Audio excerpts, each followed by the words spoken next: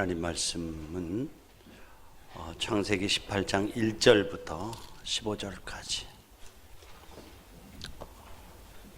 여호와께서 마므레의 상수리 나무들이 있는 곳에서 아브라함에게 나타나시니라. 날이 뜨거울 때에 그가 장막문에 앉아 있다가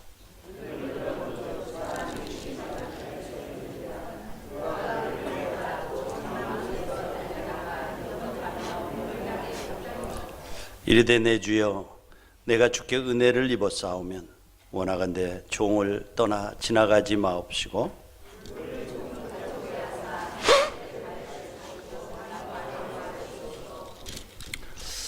내가 떡을 조금 가져오리니 당신들의 마음을 상쾌하게 하신 후에 지나가소서. 당신들이 종에게 오셨음이니이다. 그들이 이르되 내 말대로 그리하라.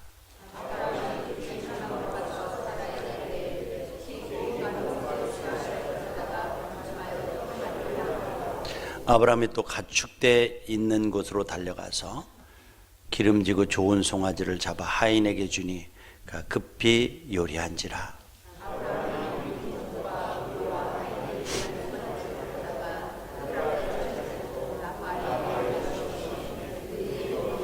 그들이 아브라함에게 이르되 내 아내 사라가 어디 있느냐 대답하되 장막에 있나이다.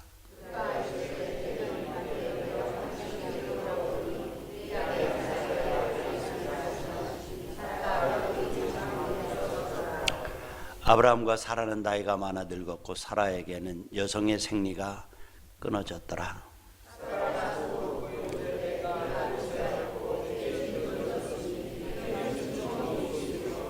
여호와께서 아브라함에게 이르시되 사라가 왜 웃으며 이르기를 내가 늙었거늘 어떻게 아들을 낳으리요 하느냐.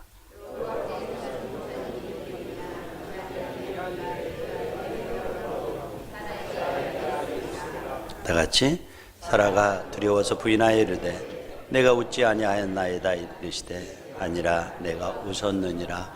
아멘. 아멘. 한 주간 동안도 주님의 은혜가 여러분과 함께 하시기를 축복합니다. 우리 제목을 한번 따라 할까요? 언약을 지키시는 하나님. 언약을 지키시는 하나님. 하나님은 언약을 맺으실 뿐만 아니라 반드시 지키는 하나님이십니다. 여러분, 이제 12월 둘째 주일이네요. 5주니까 아마 3주만 지나면 이제 2019년도를 또 마감해야 합니다. 이 시간에 가장 중요한 것이 무엇일까? 이런 생각을 해보는데요. 그것은 주님 안에서 지나온 걸음을 돌아보고 2020년도를 꿈꾸는 것입니다. 보는 거예요. 믿음의 눈으로 보고 설계하는 거예요. 비전을 갖는 거예요. 비전. 그래서 하나님은 반드시 어떤 일을 이루시고 성취하시기 전에 하나님의 사람으로 하여금 저와 여러분들을 통해서 미리 꿈꾸게 하시고 보게 하시고 소원을 갖게 하십니다. 그러니까 꿈이 없고 보는 것이 없고 소원이 없으면 성취되지 않는다는 말이에요. 그래서 우리가 이제 아브라함의 족적을 쫓아가면서도 롯을 떠나보내고 하나님께서 아브라함에게 뭐라고 말하죠? 내가 서 있는 곳에서. 서 있는 곳이 어디예요? 여러분의 삶의 터예요. 멀리 갈 필요 없어요. 터전에서, 일터에서, 가정에서 동서남북을 바라보라고 말씀하고 있어요. 동서남북을 보라는 것은 단지 눈으로 보이는 어떤 시각적인 들판만 보라는 것이 아니라 하나님께서 이 땅을 통해서 이루실 하나님의 그 비전을 보라는 말이죠. 그러니까 반드시 이것이 있어야 돼요. 이것 없이는 성취되는 법이 없어요. 여호수아가 가나안 땅을 점령해 들어갈 때에 밟는 땅을 주겠다고 하면서 한번 사방을 둘러보라고 그랬어요. 그러니까 주님 안에서 내년을 설계하는 것이 대단히 중요하겠다. 꿈꾸시기 바랍니다. 개인을 향해서 또 가정과 또 교회와 이 국가와 여러분의 사업과 모든 건강까지도 포함해서 하나님 앞에서 어떤 원칙들을 정하는 거예요. 그리고 그것을 통해서 주실 열매들을 믿음의 눈으로 바라보는 거예요. 그런데 늘 여러분하고 같이 도전하는 말씀이 뭐죠? 꿈과 욕망은 다른 것이라고 말씀하죠. 꿈은, 욕망은 내가 만들어서 내게서부터 출발하는 거예요. 자, 같은 돈을 봅니다. 도는 것이 꿈이에요. 비전이에요. 사업 잘 돼 돈 버는 거예요. 그런데 욕망은 돈 버는 목적이 달라요. 목적이 다르니까 수단도 복잡해져요. 그래서 이 돈을 벌면 내가 좋은 차도 사고 좋은 집도 사고 좋은 옷도 입고 좀 목에다 힘주고 살면 좋지, 편안하게 살면 편하게. 이게 자기를 위해서 자기 울타리를 못 벗어나요. 자기 가족과 자기 울타리를 못 벗어나는 것이 욕망이에요. 욕망. 잘 되면은 내가 언덕 위에 하얀 집 짓고 좋은 존원을 가지고 잘 먹고 잘 살겠다. 이것은 욕망이에요. 그러나 꿈은 그 욕망을 부정하지는 않아요. 그것을 통해서 나도 충만해질 뿐만 아니라 더 원대한 목적은 뭐죠? 하나님의 영광을 위해서 돈을 벌어야지. 이거예요. 하나님의 영광을 위해서 섬기는 삶, 흘러보내는 삶 통해서 이제 하나님 앞에 영광 돌려야지. 그래서 같은 돈을 벌지만은 그 목적이, 하나는 땅에 있는 것은 욕망이고 하늘에 두는 것은 비전이에요. 위로부터 오는 것, 하나님으로부터 오는 것은 비전이고 자기로부터 출발하는 것은 욕망이에요. 그런데 우리는 욕망을 비전으로 착각할 때가 참 많아요. 그렇죠? 그러나 여러분들 반드시 꿈을 만드시기 바랍니다. 하나님 꿈을 주세요 하고 기도하세요. 그리고 또 여러분들 이성과 논리를 정연하게 이제 확장시켜서 그 목적이 내 욕망을 채우기 위한 것이나 하나님의 영광을 위해서 돈 버는 것, 건강한 것 필요하죠. 그래서 분명한 목적을 정하고 구할 때에 너희는 먼저 그의 나라와 의를 구하라. 그리하면 이 모든 것을 너희에게 더하시리라. 할렐루야. 주님이 그렇게 말씀하는 의를 구하라. 하나님의 의, 하나님의 뜻을 성취하기 위해서 여러분들이 꿈을 가지시기 바랍니다. 그럴 때 하나님이 채우시고, 그럴 때 하나님이 그 꿈을 채워가시고 역사를 이루시고 기적을 베푸시는 줄로 믿습니다. 우리는 12월 30일 날 심야 예배를 드리죠. 거기서 또 이미 약속의 말씀이 와 있어요. 그래서 이 꿈을 가지고 그 약속의 말씀에다 얹어놓고 또 주장하며 나갈 때 반드시 2020년도 여러분의 삶은 축복된 삶이 될 줄로 믿습니다. 그래서 가장 중요한 것 무엇일까? 주님 안에서 꿈꾸는 것이겠다. 뒤를 돌아보면서 가정과 자녀와 또 여러분 사업과 건강과 모든 것들을 포함해서 하나님의 영광을 위해서 그것들이 건강해지고 풍성해지기를 기도하시기 바랍니다. 자, 이제 오늘 본문을 보면은 17장에서 16장에서 이스마엘을 통해서 몸종 애굽 여인 이스마엘을 통해서 아브라함이 아니죠. 하갈을 통해서 이런 하갈을 통해서 이스마엘이라는 아들을 낳죠. 그리고 지금 이제 18장에는 99이 됐어요. 아브라함과 사라가 89이 되는 모든 기능이 다 끊어진 것 아니겠어요? 그래서 88에 이 몸종 하갈을, 애굽 여인 하갈을 통해서 이스마엘을 낳고 자기의 모든 생리가 끊어진 것들, 불가능한 것을 알고 그의 눈이 누구에게만 집중되었냐면 이스마엘에게만 집중되어 있다라고 말씀을 드렸죠. 근데 그 기간은 어떤 기간이었어요? 하나님과는 단절된 기간이었어요. 하나님의 얼굴을 보는 시간이 아니었어요. 교제가 없는 시간이었어요. 하나님께서 오래도록 그의 시선을 하나님께 돌리기를 기다리셨어요. 그러나 여전히 그의 눈은 이스마엘을 통해서 대를 이어가겠다고 하는 그런 꿈으로, 그런 자기의 욕망으로 가득 차 있었어요. 그렇죠? 그때 하나님께서 17장 1절에 13년 후에 찾아오셔서 가장 먼저 하시는 말씀이 뭐예요? 잠자고 있는 아브라함에게, 신앙의 잠을 자고 있는 아브라함에게 찾아오셔서 뭐라고 했죠? 아브라함아, 너 잠에서 깨어나야 되겠다. 나는 전능한 하나님이라. 17장 1절에 보면은, 그리고 뭐라고 말해요?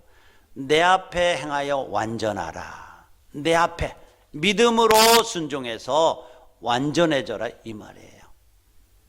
네, 믿음, 나는 완전한, 나는 전능한 하나님이라, 이렇게 말씀을, 그렇게 약속을 주시면서 이름 바꿔야 되겠다. 너 아브라함이 아니라 아브라함으로, 사레가 아니라 사라로 바꿔라. 그 뜻은 열국의 어미와 열국의 아비라고.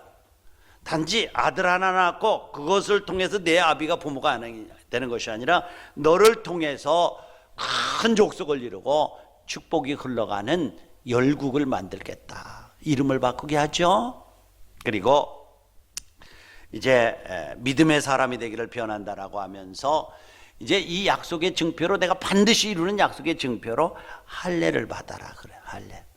국부의 끝을 자르는 거 아니겠어요? 표피를. 그래서 거의 종까지도 받았다고 그러니까 누구예요? 지금 이스마엘도 받고 아브라함도 그때서야 받고 모든 사람들이 다 받았어요. 그러니까 지금도요, 같은 아브라함을 할아버지 조상으로 삼고 있는 사람들이 누구예요?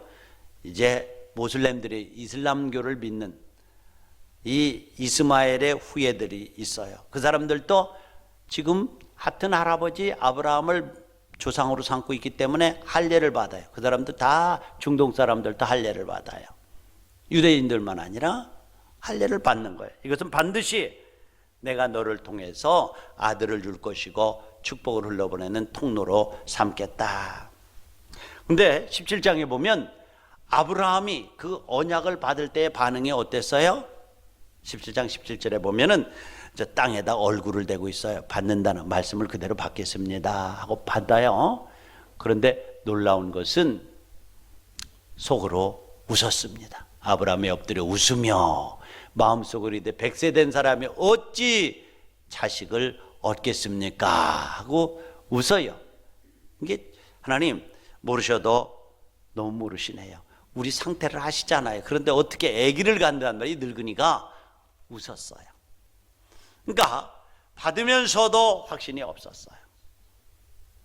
그런데 18장에 다시 하나님이 그렇게 불신 가운데 있는 아브라함을 찾아오셔요. 1절에 보면 마물의 상수리 나무 숲을 근처에서 아마 집이 있었던 것 같아요. 정오쯤에 성막문에 앉았는데, 정오에는 여러분들 더워서 움직이지 않아요. 중동에 가면. 지금도 그래요. 있는데 웬 샷사람이 오는 거예요. 그래서 그를 찾아가서 넙죽절하고 아주 열린 마음으로 환영을 하는 거예요. 여러분들 지금까지 아브라함과 사라가 하나님을 믿는다라고 했어요. 그런데 믿음이 이 머리에 있는 지식적인 믿음 있죠. 정보를 가지고 있는 믿음이에요. 그 믿음이 가슴으로 오지 않고 확신으로, 그리고 삶으로 실천되지 않는 정보를 가지고 있는 믿음이에요. 그런데 성경은 귀신들도 하나님을 안다라고 말하고 있어요. 이런 믿음이었어요. 그러니까 하나님은 끊임없이 나는 전능자다. 전능자라고 하는 말이 뭐예요? 능치 못할 일이 없다. 있는 것도 없게 하고 없는 것도 있게 하는 하나님이다. 이렇게 끊임없이 말해요. 그런데 자신들의 한계 때문에 그 사실을 믿지 못해요. 그러니까 그들이 얼마나 논리적이고 이성적인 믿음. 오늘도 우리는 그래요. 하나님을 믿어요, 여러분들. 그런데 하나님을 믿는다라고 하면서 여러분들의 제한되어진 상황이나 경험 때문에 그 하나님을 제한하는 때가 얼마나 많습니까? 많아요. 하나님이 이것도 못하실 거야. 이건 안 돼. 그것은 기도의 대상이 안 돼 하고 포기하는 것들이 많잖아요. 이성적인 믿음이에요. 오늘날 여러분들 자유주의 신학이라든지 민중신학이라든지 해방신학이라든지 이런 신학들을 신봉하는 교회들이 있는데, 소위 그걸 진보라는 이름으로 더 지우는데, 사실은 하나님의 이 절대적인 믿음을 갖지 못하고 논리적인 믿음들을 가지고 해석하려고 하는 때가 많이 있습니다. 그러니까 이 믿음이 없으니까 그들 가운데는 염려와 근심과 걱정과 불안함이 항상 형제처럼 따라다녀요. 믿지 못하면요, 염려가 생겨요. 두려움이 생겨요. 불안이 생겨요. 믿음이라고 하는 건 단순해요. 그냥 넘겨버리는 거예요. 맡겨버리면 염려가 사라져요. 두려움이 사라져요. 여러분, 두려움이 있습니까? 너의 염려를 다 주께 맡겨버리라고 하는 주님의 권고를 듣고 주님께 맡겨버리시기 바랍니다. 맡기면 단순해져요. 제가 늘 경험 가운데 그런 얘기를 몇 번 했죠. 공수부대에서 낙하산 탈 때가 제일 무서워요. 훈련 받을 때. 위에서 밑을 들여다보면 집들이 성냥갑처럼 보이잖아요. 뛰어내리는데 늘 무서워요. 나도 무서워요. 아이들도, 우리 훈련받는 아이들도 무섭죠. 그런데 하나님 앞에 기도할 때에 하나님께서 나는 너의 출입을 지금부터 영원까지 함께 하려는 말씀을 주셨어요. 그렇지, 약속하셨어. 출입을 지키시겠다고 했어. 맡겨버리니까 두려움이 사라지고 염려가 사라지고 담대해져요. 믿음은 바라는 것들이 실상입니다, 여러분들.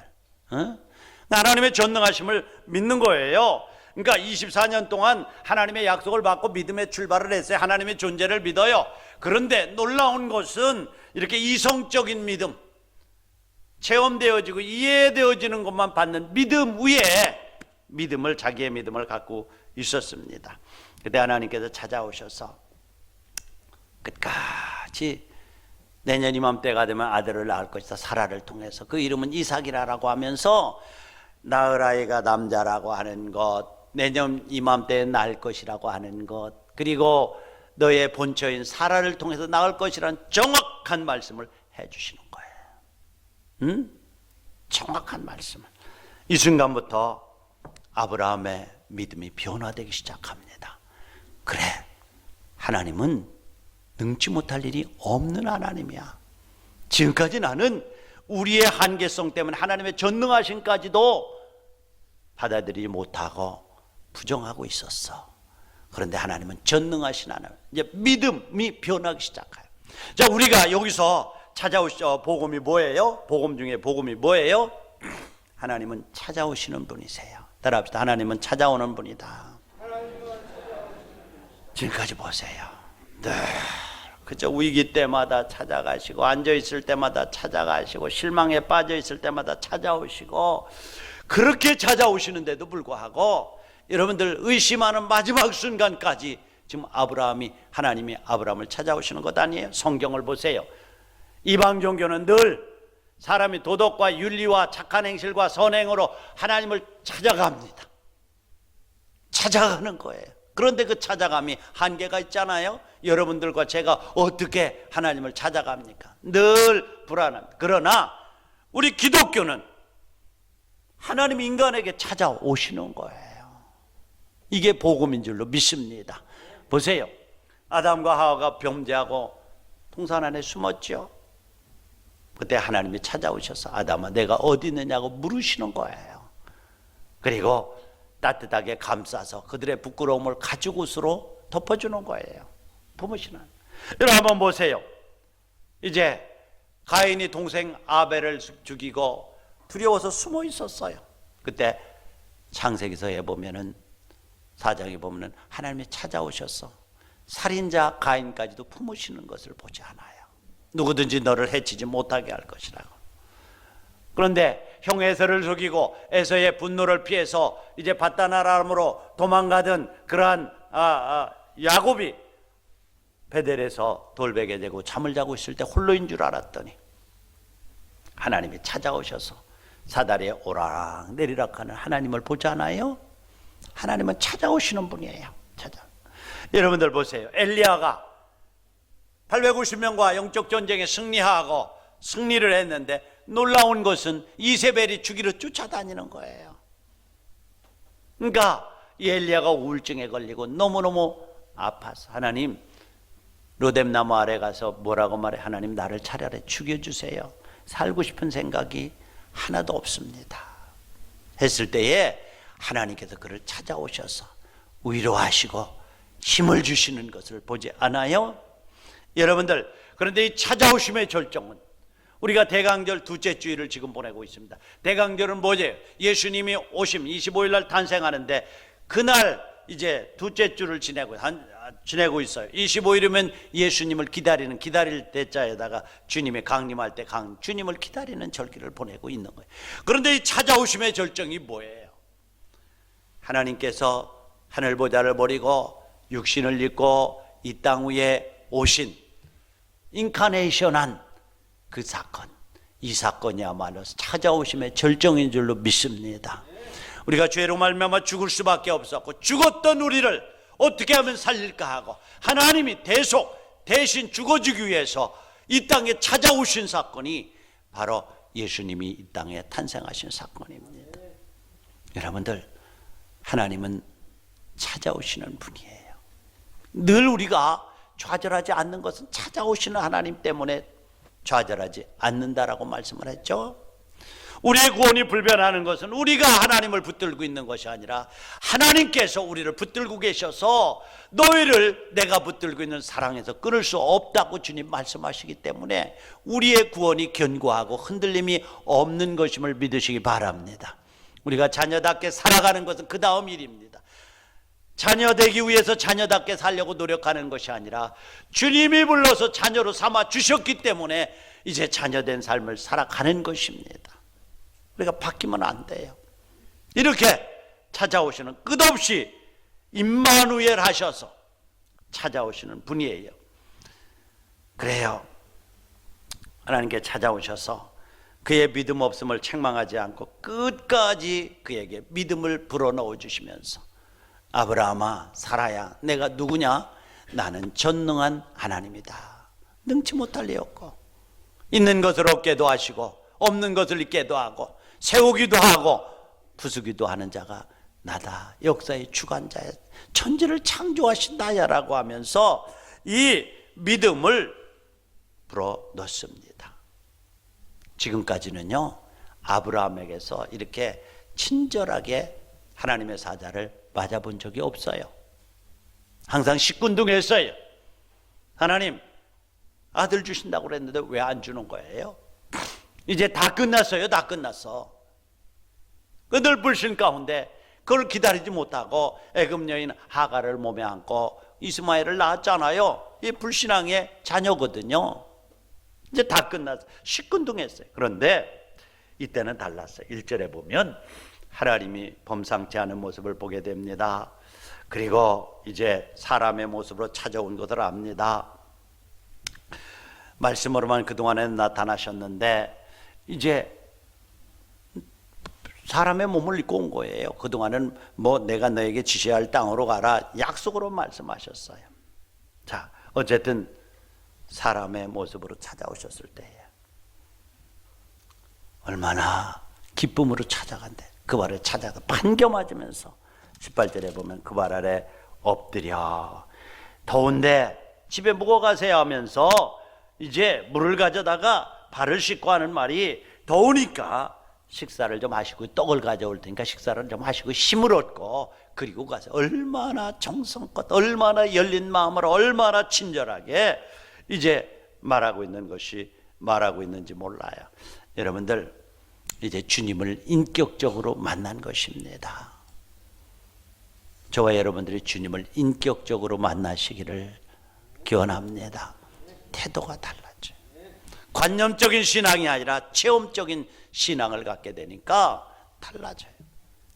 주님을 맞이하는 태도가 달라져요. 여러분들, 우리가 하나님을 예배하러 올 때 하나님을 생각하고 오지요. 그런 놀라운 것은 하나님이 이 자리에 함께 하심을 잊어버리는 거예요. 제가 늘 여러분들하고 함께 도전하는 말씀이 뭐죠? 예배에는 거룩한 두려움이 있어야 된다. 왜요? 주의 사람이 내 이름을 모이는 곳에 내가 함께 하겠다고 약속하셨고 하나님이 이곳에 함께 하시기 때문에 그렇다. 그러므로 예배는 오늘 말씀을 통해서 나에게 무엇을 주시는가 하는 말씀을 통해서 주시는 하나님을 향한 기대가 있어야 된다.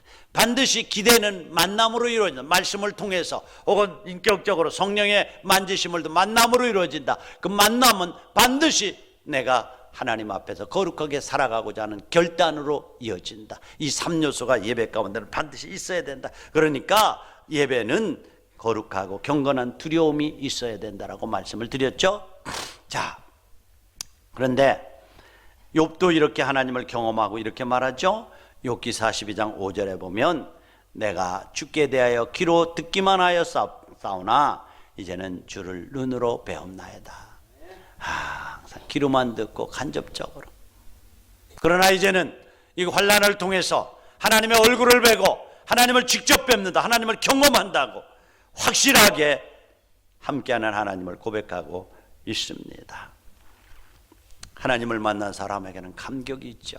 3, 4절에 보면 주여 내가 주께 은혜를 입어 싸우면 원컨대 종을 떠나가지 마옵시고 물을 조금 가져오게 하사 당신들의 발을 씻게 하소서. 이렇게 말을 하지 않아요? 잠깐 계세요. 그냥 지나가시면 나 죽고 말 거예요. 나는 당신의 발을 씻겨드리고 싶습니다. 여기서 잠깐 쉬십시오. 이 모습은 지난 24년 동안 아브라함에게서 한 번도 나타나지 않는 모습이에요. 그러나 그 말씀을 통해서 하나님의 모습을 보았을 때에 전혀 다른 모습입니다. 과거에는 이름만 바뀌었지 이름에 합당한 삶을 살지 못했어요. 언제나 머리의 신앙, 관념적인 신앙만 가지고 있었어요. 그러나 이제는 실체적인 하나님을 보고 실체적인 믿음을 갖게 되는 겁니다. 그래서 그 하나님 앞에 그 감격을 이기지 못해서 발을 씻겨드리고 드실 것을 좀 드시고 가세요. 여러분들 정말 사랑에는 거룩한 낭비가 따릅니다. 그리고 그 거룩한 낭비는 얼마나 삶을 풍요하게 하고 기뻐하게 하는지 몰라요. 여러분들 사랑하면서 거룩한 낭비가 따르지 않는다면 거짓말입니다. 오늘 여러분들 주님 앞에 나올 때에 시간을 드리지요, 헌금을 드리지요, 찬양을 드리지요, 기도를 드리지요. 기도라고 하는 본질적인, 예배라고 하는 본질적인 의미는 드림이에요. 드림, 디보션, 드림이에요. 드림. 시간, 마음, 정성, 물질, 예배, 찬송, 기도 다 드리는 거예요. 드리는 거예요. 이 중심으로 신령과 드리는 거예요. 그러니까 여러분들 하나님 사랑하면 이게 기쁨으로 드리는 거예요. 세상 사람들이 볼 때는 여러분들 시간 낭비한다. 내가 먹고 마실 것도 없는데 돈 준다. 뭐 여러 가지 낭비적인 모습으로 마치 옥합을 깨뜨렸을 때에 그것을 보고 가룟 유다는 돈을 생각하면서 차라리 저것 팔아서 가난한 사람들에게나 나눠주지 저거 낭비한다라고 말씀하고. 그러나 정말 사랑에는, 주님 사랑에는 거룩한 낭비가 따르는 거예요.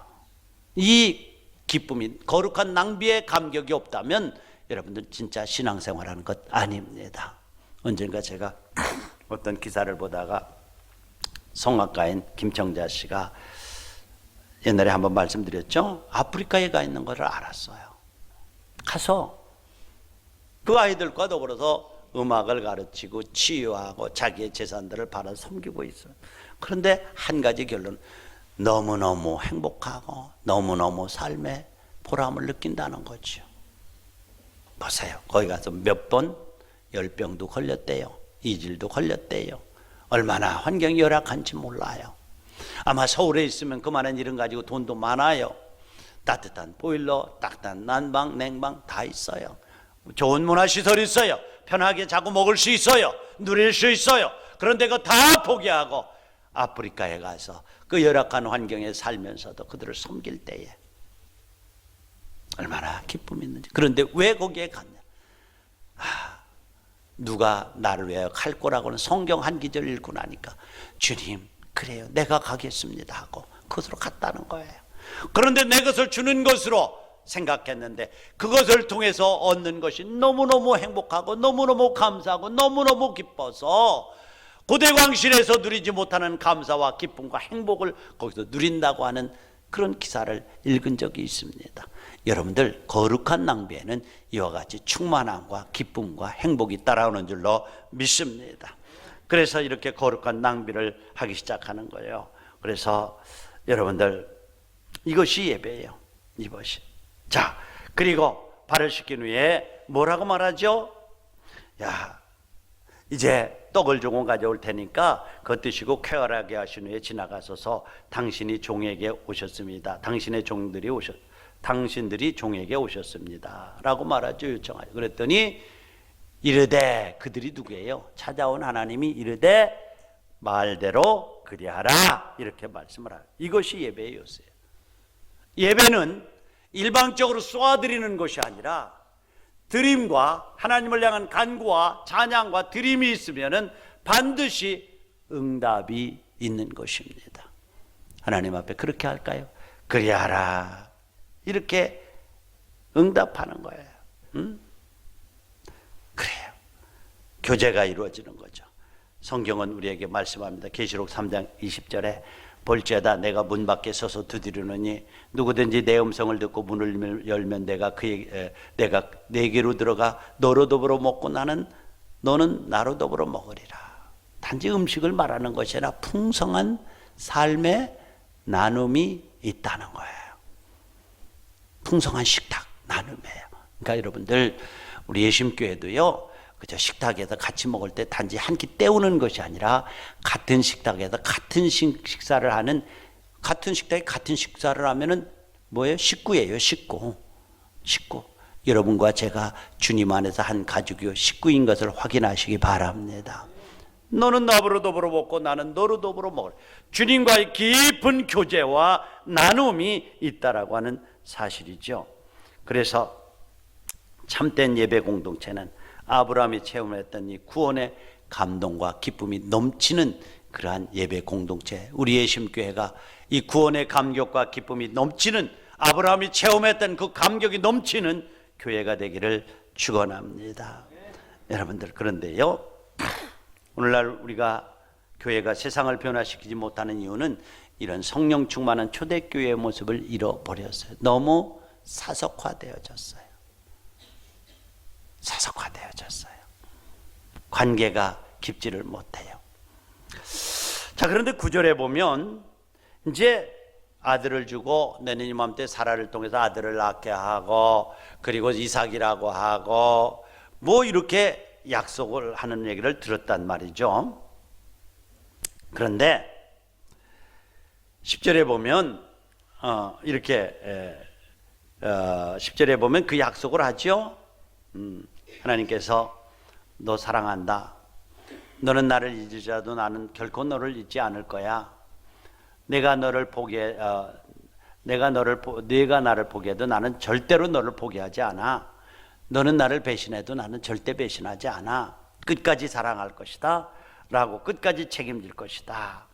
그리고 떠날 때에 약속했던 그 언약을 내가 이루어갈 거야 하면서 11절 12절에 약속을 주니까 천막 안에서 그 얘기를 누가 듣고 있었어요? 사라가 듣고 있었어요. 그리고 11절 12절에 보니까 아브라함과 사라가 나이 많이 늙었고 사라의 경수는 끊어졌는지라. 사라가 속으로 웃고 이르되, 12절에 사라가 속으로 웃고 이르되 내가 노쇠하였고 내 주인도 늙었으니 내게 어찌 낙이 있으리요. 놀랍죠? 17절에서는 누가 웃었어요? 아브라함이었고 믿음의 자리까지 왔어요. 근데 아직까지도 이름이 바뀌었음에도 불구하고 그 인격이 변하지 않고요, 하나님을 믿을 때 하나님은 한계성을 가지고 있는 하나님으로 믿는 거예요. 그래서 하나님이 또 찾아오셔서 아브라함에게 그 약속의 언약을 확인시켜 줌에도 불구하고 사라의 반응은 뭐예요? 속으로 웃되 내가 노쇠했고 내 주인도 늙었으니 어찌 낙이 있으리요, 어찌 악이 낳는 즐거움이 있으리요. 포기한 자가 오래입니다. 혹시 이것이 우리의 모습 아닙니까?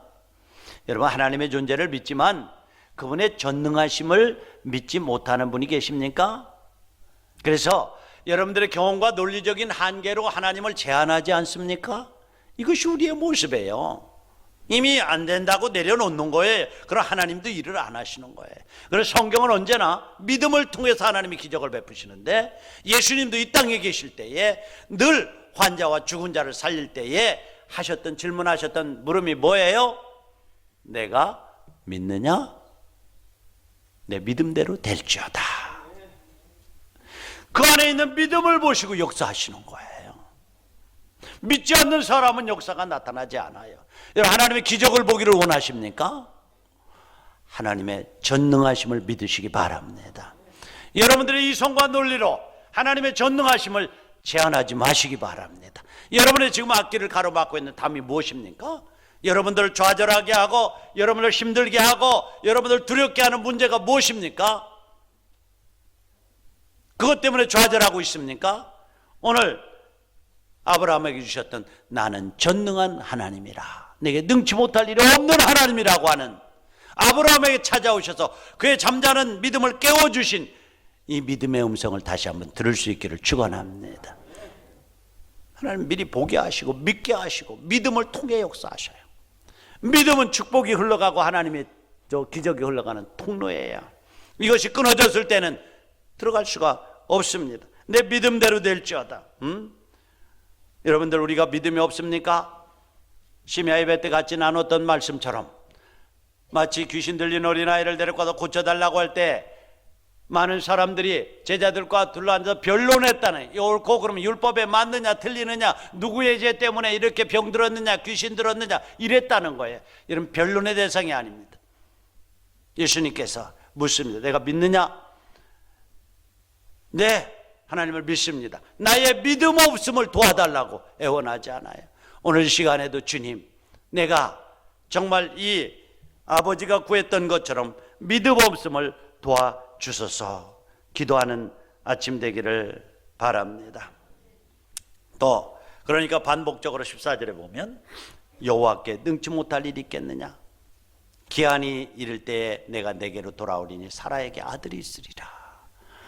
반복적으로 말. 저는요, 하나님이 여기서 자비하심과 인내하심을 봐요. 세상에 귀신들은 무서워요. 잘 먹여주지 않으면 때려요. 그러나 하나님은 상한 때도 꺾지 않고요, 꺼져가는 심지도 끄지 않고 매번 찾아오실 때마다 부드러움과 인자함으로 그의 잠자는 영혼을 깨워주시는 것을 보게 됩니다.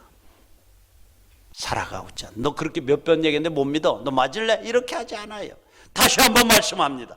여호와께 능치 못할 일이 있겠느냐 반문하시면서 믿음의 부요한 자가 될 것을 말씀하고 있습니다.